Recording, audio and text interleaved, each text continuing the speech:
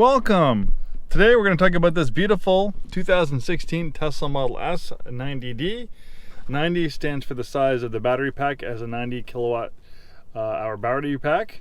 Now they just call it the long range. They simplified the model names, but before Tesla would name their Model S and X by the size of the battery pack. They had like a 60, 75, 80, 85, 90, and a 100. So this is a 90D. The D stands for dual electric motors, so it has a motor in the front, motor in the back, making it all-wheel drive, also making it very quick, 0 to 60, a little over 4 seconds. This thing is not the performance variant of the Model S, but this thing is still a rocket ship. It's still faster than most other vehicles on the road.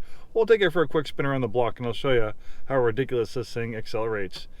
And for 2016, the Model S got one of its biggest facelifts yet. The restyled front end is a little bit more contemporary looking to the brand new Model S. They actually really don't look that much different. Tesla plays it safe with the Model S. It's always been a beautiful design. When it first came out, it was one of the lowest drag coefficient vehicles you could buy, even better than I think like the Nissan Leaf and Toyota Prius, which have very low drag coefficients. But I think this is definitely a lot more beautiful, a lot more sexier than a Nissan Leaf or a Toyota Prius. Not to hate on those, they're great cars, but look at this. This thing's absolutely gorgeous. This is a nice one-owner clean Carfax example. We actually acquired this from Tesla. Tesla will keep a few of its pre-owned vehicles to sell, but for the most part, they're in the business of selling new cars. So a lot of the vehicles they take it on trade, they sell at auction. And Tesla's always been a great resource for off-brand used vehicles and a great source of used Teslas. I've bought dozens and dozens of used Teslas from Tesla, surprisingly. And that's how we got this one. 51,477 miles. This one has a full self-driving computer. So while it doesn't have the full self-driving software, if you do want to subscribe or upgrade to the full self-driving software, you can operate it just as long as it has a full self-driving computer. Then we have autopilot, which is amazing traffic-aware cruise control, which allows the vehicle to brake and accelerate in its own lane. I'll show you that when we go for a spin. It's amazing. I own a Tesla myself. I have a Model 3. And the thing about this 2016 Model S, you might think, oh, is it dated? Is it, a lot inferior than the newer Teslas? Well, with the over-the-air updates and stuff like that, Tesla helps keep these things, the older Teslas, as modernized as possible. Kind of like you can have an older iPhone, but you can still run the latest version of iOS and utilize most of its features. That's kind of the same with Tesla. And this actually has a few items that you can't have on newer Teslas, or they didn't offer for a while in the new Model S. For one, this has a perforated leather interior. Tesla actually did away with the leather interior completely on the S, and they have a synthetic leather. And they didn't have a perforated leather interior all the way till 2021 when they did a big redesign on the Model S. And this older one having the perforated leather interior also has heated and cooled front seats. The Model S's that don't have the perforated leather seats, they don't have cooled seats because there's no, without perforated leather, there's no place for the cool air to blow through. So that's one unique feature. Another unique feature that I think 2016 or 17 was the last year this was available on the Tesla. I know for a fact 2018 it wasn't available anymore, is having a sunroof that opens. It's a nice big sunroof. I know people like sunroofs that open, and luckily this one does. But Tesla is very data driven, and according to Elon Musk, Tesla could see that a lot of their owners, I think over 50% of their owners, weren't opening their sunroof, so they decided to get rid of it completely and just have a glass roof panel there. So if you actually like a sunroof that opens, then an older Model S like this might be one for you to look at. There's a glove box, beautiful synthetic leather, and Alcantara on the dashboard. Definitely a lot more high-end than the Model 3 or Model Y. I have a Model 3, I love it, but this definitely feels more like a luxury vehicle. It feels like I'm in like a electric Mercedes S-Class or an electric BMW 7 Series. It's bigger. It's got a little bit more going on. You have two screens instead of just the one screen on the 3 and Y. And also with the over-the-air updates, you can watch Netflix, Hulu, Disney Plus. You can't do it while you're driving. You can do it while it's stopped. You can play video games, and you have the toy box where you kind of have like the silly things like, the whoopee cushion or the colorizer. Tesla has an amazing supercharging network. So on the 90D, fully charged range is pretty close to about 300 miles. But if you do want a road trip, You have Tesla's amazing supercharging network. They have superchargers all over the place. They just actually put some new superchargers in Tacoma, so they're popping up all over. And it has an amazing trip planner. So for instance, if we wanted to go to Spokane, right now it's 178 miles, so I don't think we could make it to Spokane one charge. But Tesla's trip planner has your back. So if you're concerned ever about if you have enough juice to make it to your destination, the trip planner will figure it out for you. It will figure out where to stop to supercharge, how long to supercharge for, and how much energy you'll have when you arrive at the supercharger, and how much energy you'll have when you arrive at your destination. So that takes out the range anxiety, and it's very complex. A Tesla trip planner will take into account tire pressure, elevation, outside ambient temperature, to most accurately as possible determine the range of this, because those are factors that can affect the range. How cold it is outside, how much air you have in your tires, the elevation, are you going up a steep grade or down a grade? That can all affect the range of your electric vehicle, and Tesla's trip planner takes that into consideration. As far as I know, there's no other EVs that have a trip planner anything near what Tesla has. And on top of that, you have their amazing supercharging network. Awesome stuff.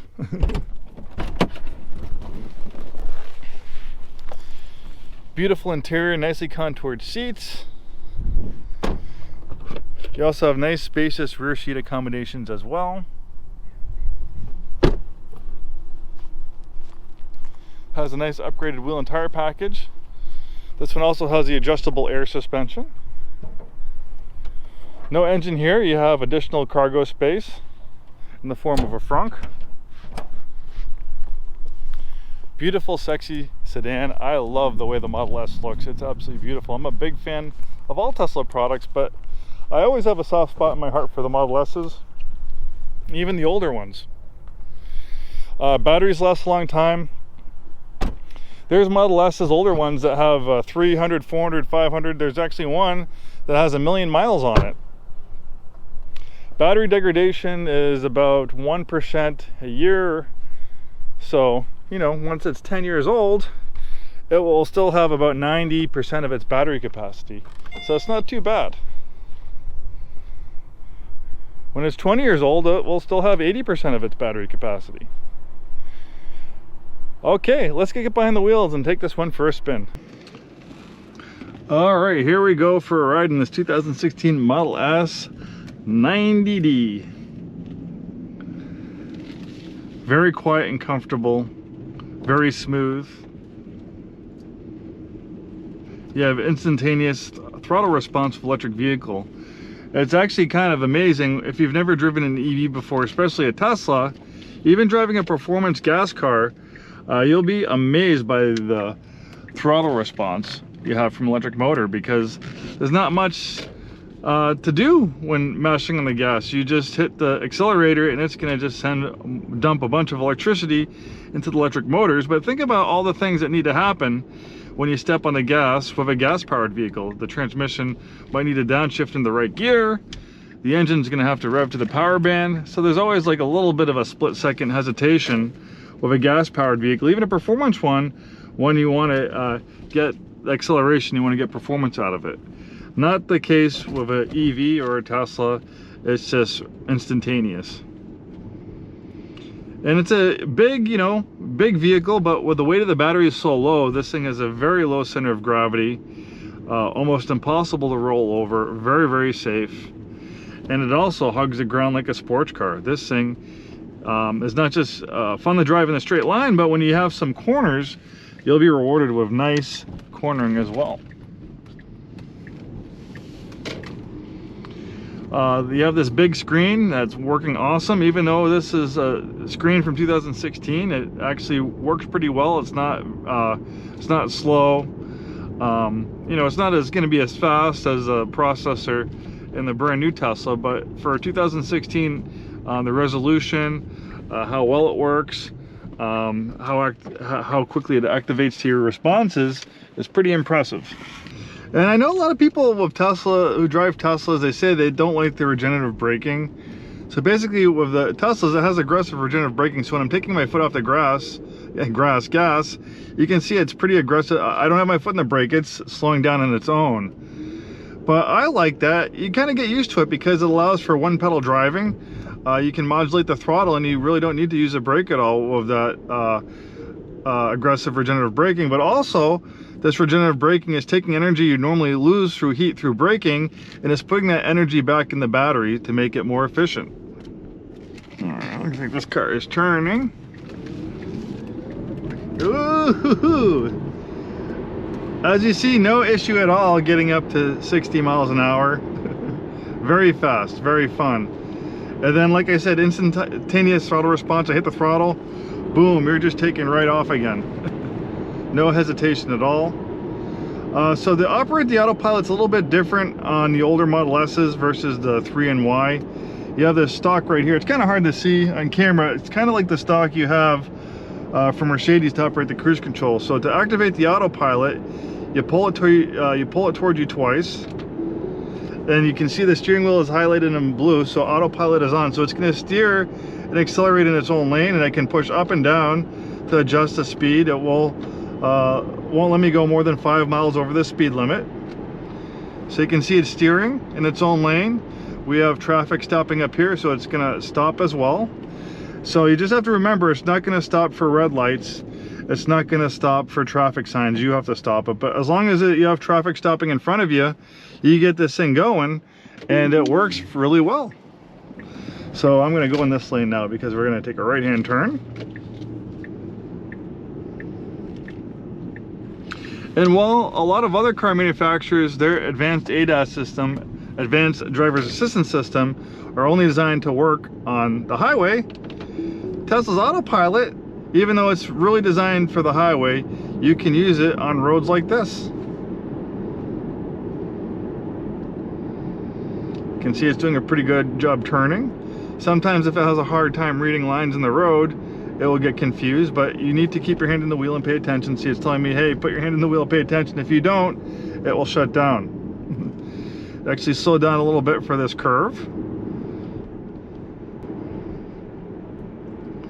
So you can see, even though this doesn't, actually did a pretty good job staying in there too.